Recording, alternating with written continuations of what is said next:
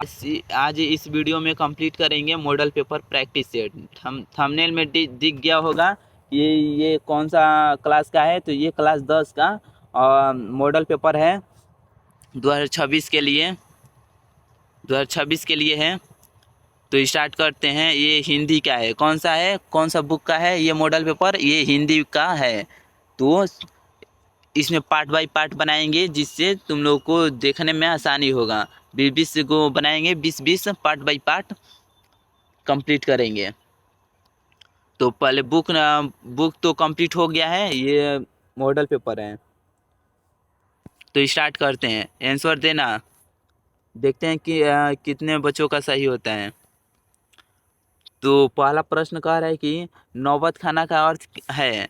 नौबत खा, अगर हिंदी नहीं पढ़े हो, अगर हिंदी का ऑब्जेक्टिव नहीं कंप्लीट किए हो तो इस चैनल पर जाना। पूरा हिंदी का ऑब्जेक्टिव क्लियर है। पूरा हिंदी का ऑब्जेक्टिव इस चैनल पर अपलोड है, जाकर देख लेना। उसमें क्या करना, पहले बुक पढ़ना, उसके बाद ही ऑब्जेक्टिव देखना, जिससे सारा समझ में आएगा। तो पहले बुक कंप्लीट कर लेना, उसके बाद मॉडल पर स्टार्ट करना। तो स्टार्ट करते हैं। तो पहला प्रश्न कह रहा है कि नौबत खाना का अर्थ है। बताओ तो जो बुक पढ़ा है, जो ऑब्जेक्टिव कंप्लीट किया है इस चैनल से, तो समझो वो आसानी से दे देगा आंसर। तो नौबत खाना का अर्थ है क्या है? तो प्रवेश द्वार के ऊपर मंगल ध्वनि बजाने का स्थान है। क्या है? प्रवेश द्वार के ऊपर मंगल ध्वनि बजाने का स्थान है। सी नंबर इसका आंसर होगा। दूसरा प्रश्न कह रहा है कि कोशिश का परिवाची शब्द है। कोशिश का परिवाची शब्द है, क्या है? तो वो है प्रयास। क्या है? प्रयास। डी नंबर इसका आंसर होगा। तीसरा प्रश्न कह रहा है कि कर्म का मानक आधुनिक रूप है। कर्म का मानक आधुनिक रूप है, क्या है? तो वो है कर्म। क्या है? कर्म। ए नंबर इसका आंसर होगा। चौथा प्रश्न कह रहा है कि प्रेम प्रेम आयनी श्री राधिका प्रेम वरण नंद प्रेम वाटिका के दो मालिन द्वंद्व में कौन सा रस है? कौन सा रस है? तो यह रस है श्रृंगार रस। कौन सा रस है? श्रृंगार रस। ए नंबर इसका आंसर होगा।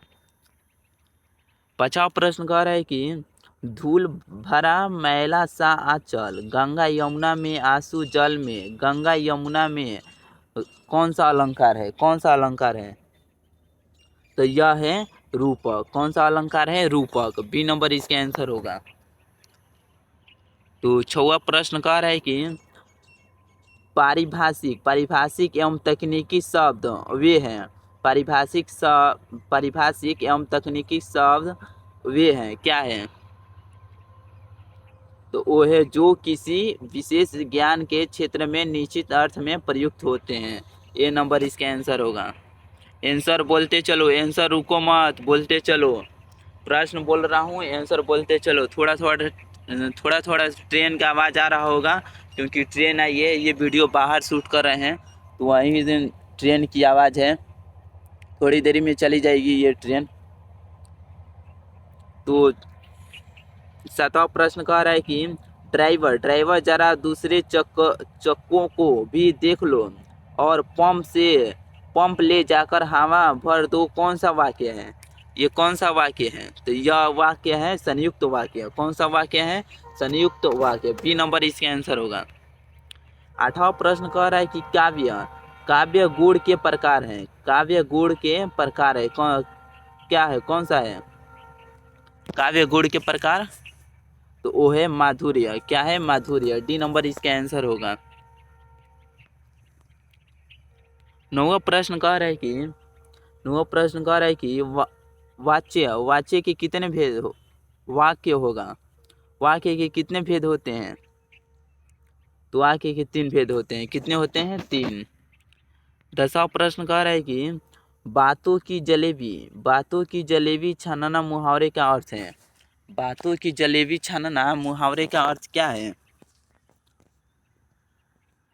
तो वो है गप सप में आनंद लेना। क्या? गप सप में आनंद लेना। ए नंबर इसका आंसर होगा। 11वां प्रश्न है कि बढ़ते विश्वास किस भाषा से अनुदित है? बढ़ते विश्वास किस भाषा से अनुदित है? तो यह है उड़िया। क्या है? उड़िया। सी नंबर इसका आंसर होगा। 12वां प्रश्न है कि अमराई का कुआं कहाँ है? अमराई का जो चैप्टर पढ़ा है वो बोल देगा आंसर फटाक से। बोलो तो अमराई का कुआं कहाँ है? तो अमराई का कुआं रास्ते में है। कहाँ है? रास्ते में। सी नंबर इसका आंसर होगा।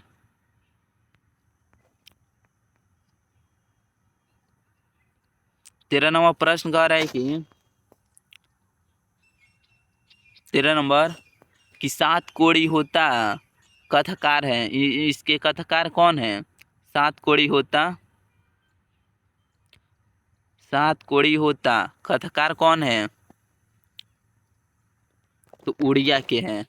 कौन कथकार हैं? उड़िया के। उड़िया के कथकार हैं। सी नंबर इसका आंसर होगा। 14वां प्रश्न कर रहा है कि आध्यात्मिक शिक्षा से गांधी जी का क्या अभिप्राय है? आध्यात्मिक शिक्षा से गांधी जी का क्या अभिप्राय है? तो वो हृदय की शिक्षा है। क्या है? हृदय की शिक्षा। 15वां प्रश्न कह रहा है कि अवनियों में 19 दिनों के प्रवास के दौरान लेखक ने कितने गद्य की रचना की? कितने गद्य की रचना की? तो 27। कितने? 27। 16वां प्रश्न कह रहा है कि धरती कब तक घूमेगी किस भाषा से अनुदित कहानी है? धरती कब तक घूमेगी किस भाषा से अनुदित कहानी है? तो राजस्थानी। कौन सी भाषा से? तो राजस्थानी। सी नंबर इसका आंसर होगा। 17वां प्रश्न कह रहा है कि पापाती को कौन सा रोग था? पापाती को कौन सा रोग था? तो पापाती को रोग कैंसर रोग था। कौन सा रोग था? कैंसर। 18वां प्रश्न कह रहा है कि वीरेन डंगवाल को किस कृति के लिए साहित्य अकादमी पुरस्कार मिला है? वीरेन डंगवाल को किस कृति के लिए साहित्य अकादमी पुरस्कार मिला है? तो वो है दुष्चक्र में सृष्टा। दुष्चक्र में सृष्टा। 19वां प्रश्न कह रहा है कि आदर्श समाज स्वतंत्रता समानता भातृत्व पर आधारित होगा किसने कहा? यह किसने कहा? तो भीमराव अंबेडकर ने कहा। किसने कहा? भीमराव अंबेडकर ने। 20वां प्रश्न कह रहा है कि डॉक्टर भीमराव अंबेडकर बेरोजगारी का प्रमुख और अप्रत्यक्ष कारण किसे मानते हैं? किसे मानते हैं? तो जाति प्रथा को मानते हैं। किसे मानते हैं? जाति प्रथा को। तो 21वां प्रश्न कह रहा है कि अंबेडकर की दृष्टि से भाईचारे का वास्तविक रूप कैसा होता है? अंबेडकर की दृष्टि से भाईचारे का वास्तविक रूप कैसा होता है?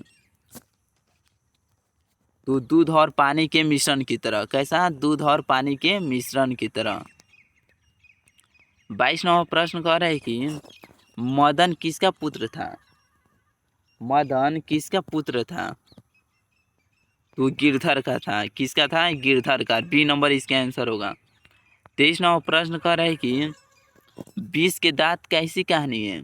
20 के दांत कैसी कहानी है? तो मनोवैज्ञानिक है। कैसी कहानी है? मनोवैज्ञानिक।